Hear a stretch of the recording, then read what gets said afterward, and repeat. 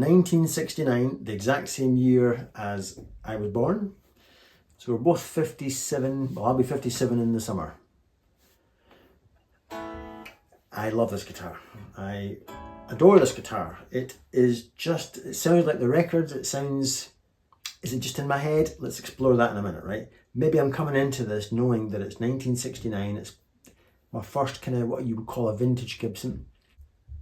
The kind chap who lent me this guitar, John, hi John, also lent me a 335 from the 70s. And I like that too, but this has got something. This has got something. Is it just in my head because it's older and it feels up the neck, you feel the age? I don't know. I think it does sound like the records. There's I once heard that guy on the, Ask Zach. In exploring the whole idea, is vintage better or whatever? But Zach said something about when a guitar's been a guitar for so many years, since 50s, 60s, he used the word fossilized. He says the neck becomes kind of fossilized. And I like the word. I don't know why I like that word, but it kind of makes me feel what this guitar is. It's so in tune with itself. It's just, I'm not going to use all the words like, oh, it resonates and like shit. Point is, it just sounds great. It sounds warm and bitey all at the same time and snarly. I really, really like it. And it's not got any idiosyncrasies other than when you run your hand up the neck, it feels old. It's got all the cracked lacquer, so you don't get a smooth, glossy experience. But it doesn't, it had a fret job, I think. John said it had a fret job, so the frets feel great. There's no idiosyncrasies. Okay, maybe the pots, they're stiff. Maybe you'd want to put a bit of lubricant in that, I don't know. But I think John says everything was original on it. Nylon saddles. Oh, it's just great, man.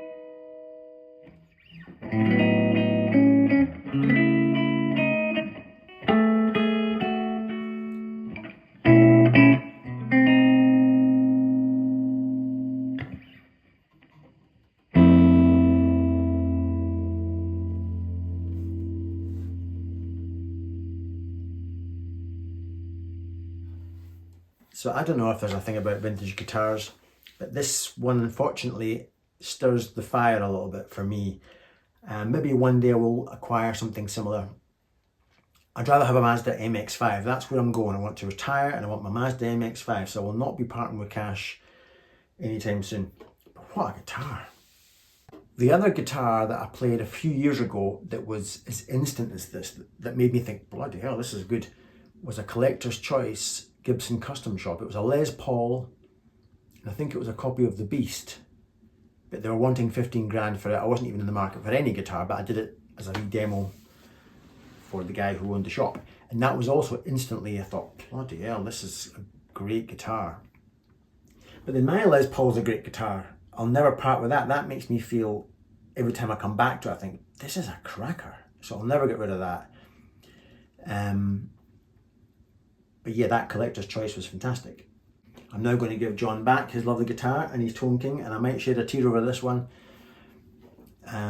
Normal service, by the way, will be resumed on the next video, where I will write something or do something, and then I'll cut the video in half and give a guitar lesson at the second half. Right, I hope you've put up with my babbling. I'm going to play this guitar a little bit more before I hand it back to John. It's a cracker, a cracking guitar. John, never sell this one, unless it's to me maybe one day when I'm rich and win the lottery, in which case I'll make you a lovely offer. Thanks for joining me. Bye for now.